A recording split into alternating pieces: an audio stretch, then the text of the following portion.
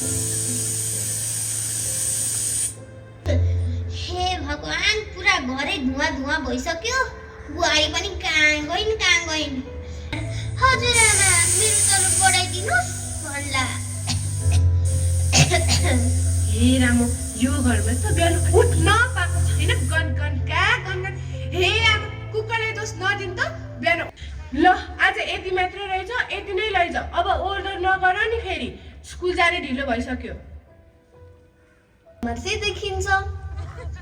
हजुरआमा, के भन् त? तपाईले भन्नुभएको जङ्क फुड धेरै खाए भने दिमाग सुत्छ। मेरो दिमाग मात्रै होइन, खुट्टा पनि सुक्ला जस्तो लाग्यो। के डाक्टर बन्छु है? डाक्टर होइन नानु, तिमी सबै त विज्ञापन बन्नेवाला छौ। बिस्कुटको, चाउचाउको, चिप्सको, अनि के रे त्यो डल्लो मुखमै नअट्ने। हजुरआमा, बर्गर हो के? बर्गरको। तिमी हाँसेर बसेका छौ होइन? स्कुल जाने ढिलो भएको थाहा पाएका छौ कि छैनौ? अहिले यहाँ ओर्दर गरेर बसेका छौ। बिहान उठेर आमालाई सघाउनु त कहाँ छ? ल अहिले स्कुल जाने ढिलो भइसक्यो, निस्क। घरकाले कहिले सम्झिन्छ?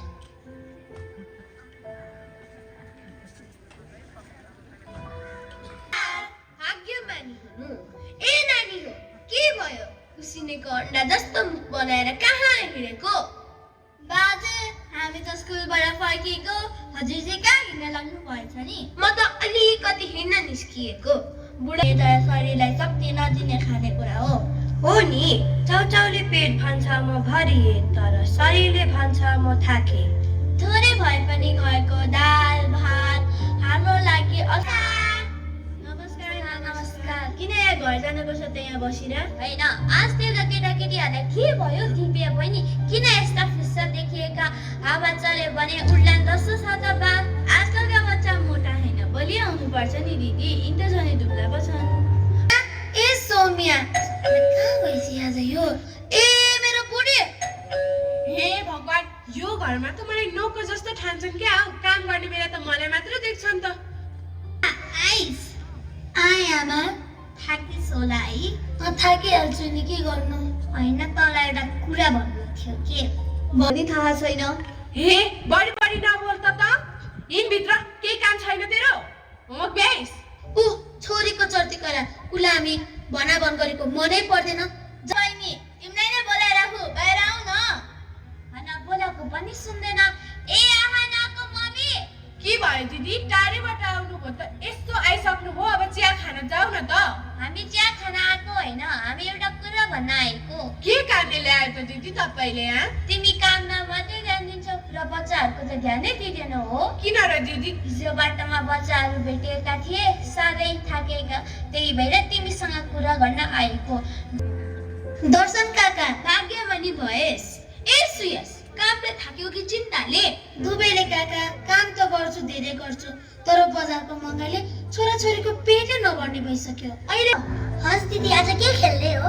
आज हपस्कच खेल्ने है? हस् दिदी। ल तिमीले पहिला गर। दिदी, भोलि म आमासित बर्गरको पैसा माग्छु नि। मलाई बर्गर एकदमै मन पर्छ नि। मलाई बर्गर, चाउचाउ, चिप्स केही पनि मन पर्दैन। आमा खुच्चिङ पर्यो घर। के हो, किन लोको? दिदीले मलाई हान्नु भयो। किन हानेको सानो बहिनीलाई? खेप्दै झ्याली गर्छ, अनि फेरि गरेको होइन भनेर झुटो बोल्छ। के गर्ने? आमा दिदीले हान्नु भयो। के भयो दिदीलाई? दिदी उठ्नुस् न। यसो त आमा, हजुरआमा, बुवा, यहाँ हेर्नु न, के बहिनीलाई के भयो? आमा, यहाँ आउनु न। छोरी कसरी नै लड्यो होला? के भयो? लौ न, मेरो छोरीलाई के भयो? र फेरि के पर्छ?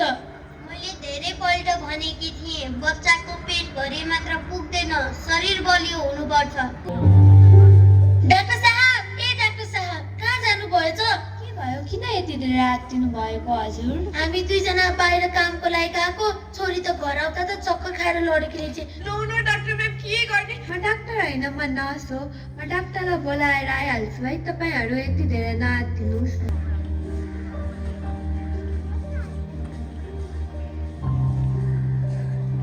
सबैजना बाहिर गइदिनुहोस् त। कुरा खाएको त मैले सम्झेकै छैन। कहिलेकाहीँ त्यही तरकारी पनि महँगो भएर चाउचाउमा झोल हालेर भात मुसेर खान्छौँ। सिस्टर सबैजनालाई भित्र पठाइदिनुहोस् त। सबैजना भित्र आउनुहोस् न।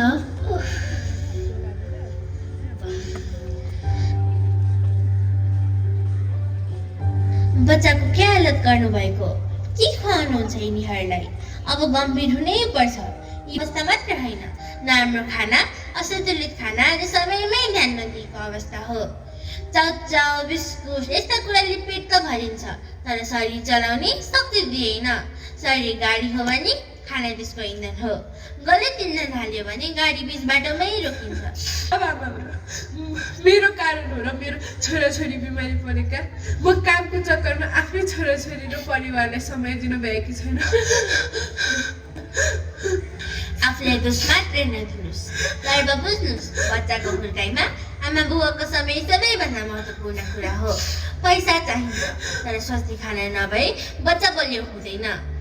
सँगै बसेर खानु, कुराकानी गर्नु, माया देखाउनु यी सबै पोषण हुन्। बच्चा आजको होइन।